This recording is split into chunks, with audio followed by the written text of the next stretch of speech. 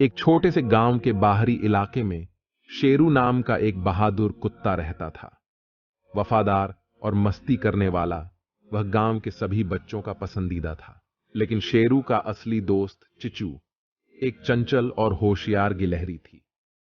उनकी दोस्ती देखने में विचित्र थी, पर वे एक दूसरे के बिना नहीं रह सकते थे। एक सुबह चिचू एक उत्तेजित आवाज में शेरू के पास आया।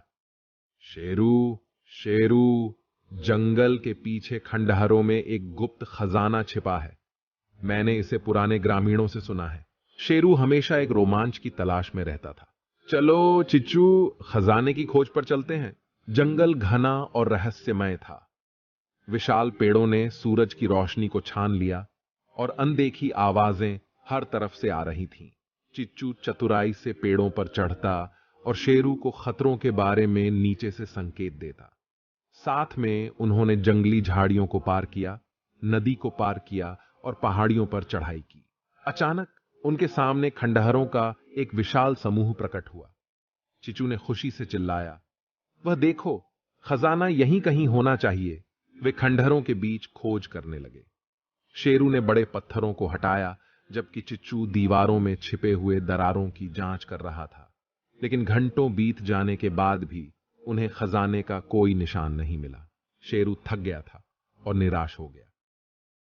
मुझे लगता है कि यह सिर्फ एक कहानी है चिचू, कोई खजाना नहीं है। लेकिन चिचू ने हार नहीं मानी। वह एक छोटे से छेद के पास रुका और चहचहाया, शेरू, जरा यहां देखो, मुझे लगता है कि यही रास्ता है। शेरू छेद के पास गया और उसे सूंघा।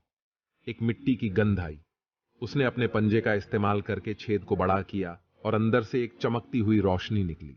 धीरे धीरे शेरू ने छेद को चौड़ा किया और चिचू के साथ अंदर रेंग गया। एक गुप्त सुरंग के माध्यम से वे चले, जो एक गुफा में खुलती थी। गुफा के अंदर सोने और चांदी के ढेर चमक रहे थे। यह सचमुच एक खजाना था। शेरू और चिचू खुशी से झूम उठे। उन्होंने खजाने को नहीं छुआ, लेकिन इस रोमांचक खोज को हमेशा याद रखा। उन्होंने सीखा कि असली खजाना दोस्ती और साथ में रोमांच का अनुभव करना है। शेरू और चिचू की कहानी गांव में प्रसिद्ध हो गई। यह दोस्ती और साहस की कहानी थी, जो सभी को जंगल के अनदेखे रास्तों पर चलने और अपने सपनों को पूरा करने के लिए प्रेर है।